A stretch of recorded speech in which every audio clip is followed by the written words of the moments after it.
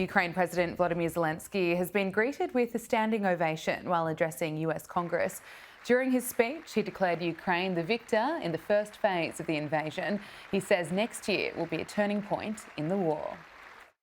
The battle is not only for life, freedom and security of Ukrainians or any other nation which Russia attempts to conquer.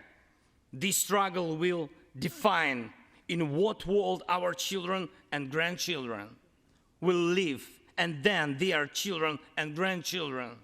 It will define whether it will be a democracy of Ukrainians and for Americans for all.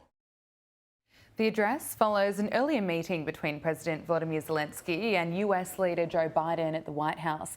It's Zelensky's first foreign trip since Russia invaded Ukraine back in February. Sky News reporter James Matthews has the details from Washington, D.C. Far from the front line in Washington, this was the politics of war.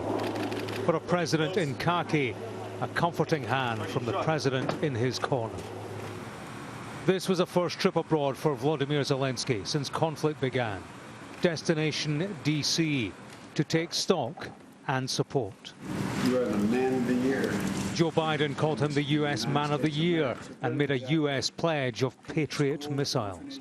We're going to continue to strengthen Ukraine's ability to defend itself, particularly air defense, and that's why we're going to be providing Ukraine with Patriot missile battery. That is your leadership. Thank you, first of all. Thank you so much, Mr. President. Of course, thanks my partisan support, thanks Congress, and thanks from our just ordinary people to your ordinary people. This was a trip amidst the tightest security.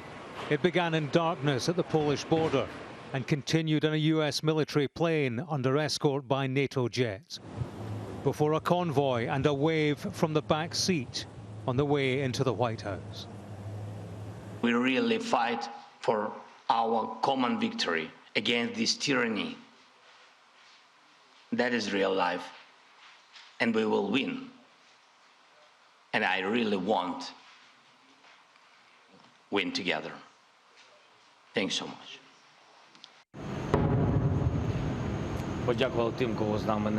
Zelensky had travelled straight from the Russian pounding of the city of Bakhmut, the Ukrainian city on the front line.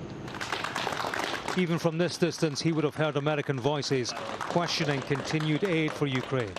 Opposition is vocal among Republicans, who'll take control of the House of Representatives in the new year. This symbolic show of support, as tweeted by the US president, was posted for an audience foreign and domestic. Reassurance of continued backing will matter to President Zelensky. What matters more is the pledge of military hardware that he takes home. Patriot missiles in particular, a surface-to-air system that acts as a defensive shield against aircraft and incoming missiles. That is from him. A Ukrainian soldier had asked his president to pass on his bravery medal to Joe Biden. What a great honor.